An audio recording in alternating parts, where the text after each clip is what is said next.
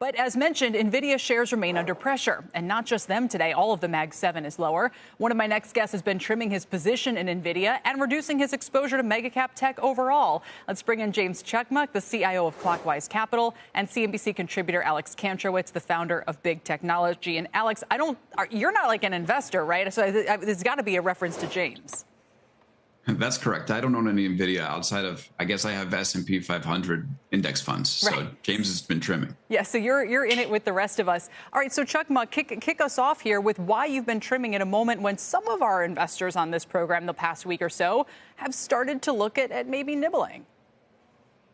Yeah, I mean, I think you have to have exposure to Nvidia. Just the question is by what degree? I mean, right now, the way we look at the market, you can isolate these individual names, but you have three fundamental risks. One is on the tech cycle. What is the sustainable growth rates of these companies? Nvidia still looking for 55% revenue growth this year.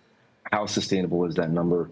Two is the short-term economic cycle. What's going to happen with tariffs, interest rates, recession, war? A lot of question marks there. And then obviously, the long-term debt cycle of the United States. So you got to factor all those into account. So we have been trimming Nvidia, but it's mainly to make room for the other side of the portfolio. So we're really approaching things from a barbell approach. Right. On the one side, you have the AIs, which is your long-term secular plays. Those trends are not going to change. But the other side, we have been increasing exposure to more reliable names like staples, utilities, materials, inflation hedges, things of that nature. So it's more about how do you weather the storm at this juncture in time versus anything to say idiosyncratic to Nvidia itself. Are you backing off of the Mag 7, James, kind of more broadly, including the likes of Amazon? We've discussed favorite of yours from a couple of years ago.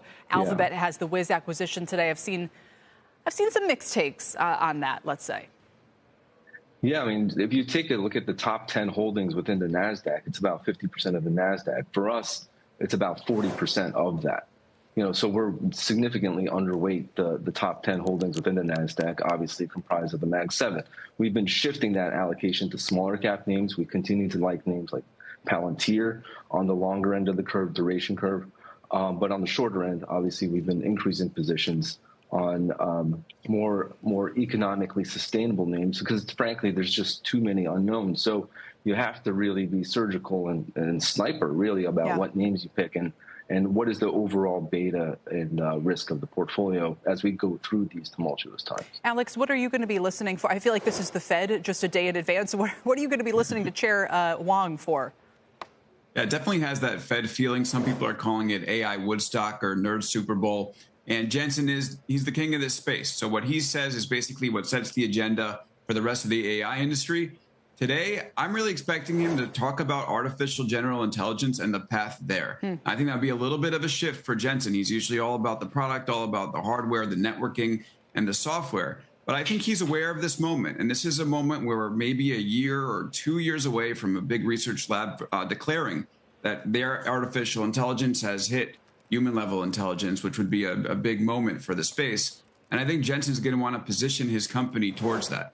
And I think he's going to do it in a couple of ways. First, it's going to be talking about the power of his chips and telling the AI story, where AI has gone from a couple of years ago to where it is today. And that's going to include DeepSeek, the innovations that DeepSeek has enabled and pushed the AI industry forward with. But then the second part of this is going to be robotics. I would be stunned if we don't see a huge focus on humanoid robotics. And that would coincide with the push that NVIDIA has been making in robotics, but also in building AI that understands the real world. A couple of months ago, they were telling the world about Cosmos, which is their model for understanding the real world. And I think this could be the moment where they're going to build on this.